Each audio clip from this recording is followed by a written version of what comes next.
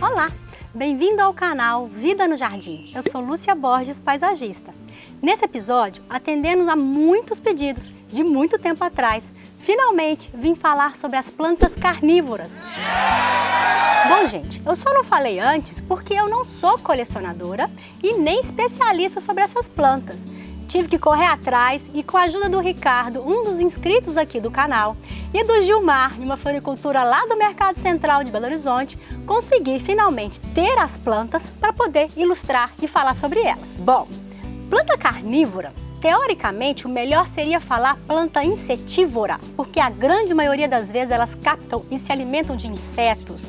São plantas que vivem normalmente em locais muito encharcados, às vezes pantanosos, que não tem muito nutriente no solo, são solos pobres. E aí elas tiveram que capturar insetos e às vezes até alguns pequenos animais para suprir essa necessidade de nutrição. Elas funcionam atraindo o inseto, às vezes com odor, às vezes com néctar. Depois elas criam armadilhas para capturar esse inseto e também surgem enzimas ou sucos gástricos que vão digerir o corpo desse inseto. Às vezes elas só jogam fora o exoesqueleto, a parte de fora desse inseto, por isso que a gente vê só aquela casquinha do inseto fora da planta. Elas são quase sempre de locais tropicais, úmidos, às vezes um pouco de altitude, às vezes locais mais baixos também. Formam 4 famílias, das quais os colecionadores conseguem bastante espécies aí. Inclusive existe uma família bem aquática também. Das espécies mais cultivadas, eu tenho 3 exemplos aqui de gêneros diferentes. As nepentes, as dróseras e as dioneias. As nepentes são as plantas jarro, porque elas formam as armadilhas nesses copinhos, tipo jarro mesmo. São plantas pendentes ou plantas trepadeiras, que funcionam da seguinte maneira: a folha, ela é uma folha grande, às vezes, laminar, e na estrutura externa dela, na ponta dela, a borda do limbo e a continuação da nervura começa a se alongar até formar pequenos jarros, às vezes tampados, e quando elas estão prontas para capturar ou para absorver esses pequenos animais, esses jarros começam a abrir e formam uma tampinha. Os nepentes são mais de 100 espécies diferentes, inclusive híbridos espalhados pelo mundo inteiro.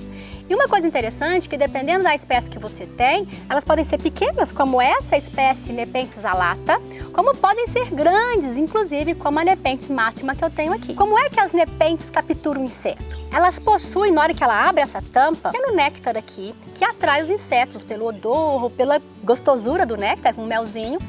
E os insetos andando nessa borda, se alimentando, eles escorregam nesse grande tubo, que tem pelos projetados para baixo, que dificulta a escalagem se caso ele cair aqui embaixo, ele querer escalar para sair desse jarro. Lá dentro tem um pouco de água e também enzimas que vão servir como se fosse um suco gástrico para dissolver e se alimentar desse pequeno inseto. Uma outra família muito cultivada é a família das dróseras, que tem 2 gêneros muito conhecidos, as dróseras propriamente dito e as dioneias.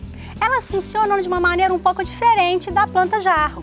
Na verdade, as folhas também é que são responsáveis por capturar esses insetos e elas têm às vezes pelos e mucilagens que vão ajudar a dobrar, enrolar o inseto quando ele vai curioso saber o que tem ali dentro, achando que é néctar.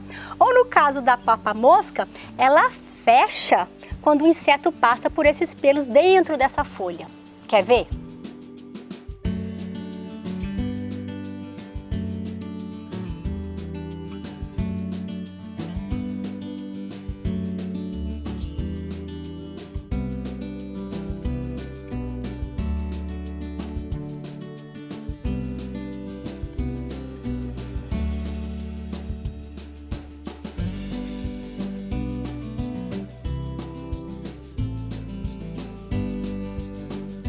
Só uma observação, não fica fazendo esse teste sempre não, porque essa folha, essa flexibilidade, essa abertura da folha funciona poucas vezes.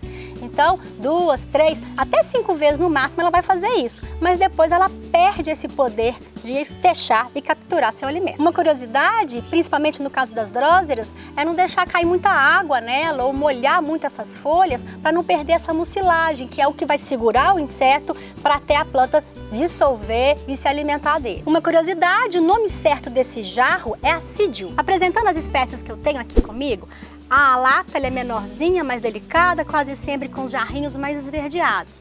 Já a máxima, ela tem esses jarros bem maiores e às vezes muito texturizados, muito bonitos. Quanto mais velho ela tiver, mais avermelhada, mais com essa característica ela vai ter. Sendo uma planta pendente ou trepadeira, é comum quando a gente compra a muda, vir com esses arames para ajudar a apoiar e segurar esses jarros. Você pode deixar às vezes de pendurados ou mesmo colocados sobre uma árvore. É muito semelhante ao cultivo de orquídea, então a luminosidade e o cultivo, como a gente cultiva as orquídeas, pode ser cultivada também, as nepentes. Essa aqui é a Dioneia muscipula, que é a única do gênero mesmo, e é muito delicada, talvez seja mais cultivada, sabendo alguns cuidados, é fácil o cultivo dela. Já as representantes das dróseras, eu tenho a Drosera burmani, que é a mais delicadinha, bem pequenininha, quase uns 2, 3 centímetros de diâmetro. E essa chamada de binata é a Drosera furquilha, porque as folhas dela são longas e em cima formam um Y ou um T, como se fosse mesmo uma forquilha. Só uma curiosidade das dróseras, elas reproduzem com muita facilidade. Então é comum encontrar mudinhas em outros vasos aí, depois que a gente começa a cultivá-las. Sobre o cultivo, são várias espécies e algumas diferenças vão surgir entre elas. Por exemplo, a luz. No caso da Dioneia, no caso das dróseras, elas adoram o sol pleno e ficam bem avermelhadas no sol pleno. Já as nepentes precisam de ser cultivadas à meia sombra, às vezes aquela luz filtrada, como eu já falei, igual das orquídeas. Sobre a rega, deve ser frequente. Inclusive, os cultivadores falam muito de usar água destilada. Eu ouvi falar também que a água de chuva é muito boa, então se você conseguir coletar essa água de chuva, é melhor ainda para sua planta. Agora, se você for usar água de torneira, vale a pena deixar ela em descanso durante 24 ou a 48 horas. É muito comum também os cultivadores e colecionadores criarem dentro d'água, deixando pratos, o vaso quase todo imerso dentro d'água. Cuidado só com a dengue, às vezes faz esse controle aí, renovando essa água, mas é uma solução também para você não ter que regar com tanta frequência. Sobre a terra ou mistura de plantio, essas plantas não podem ser plantadas com terra mesmo.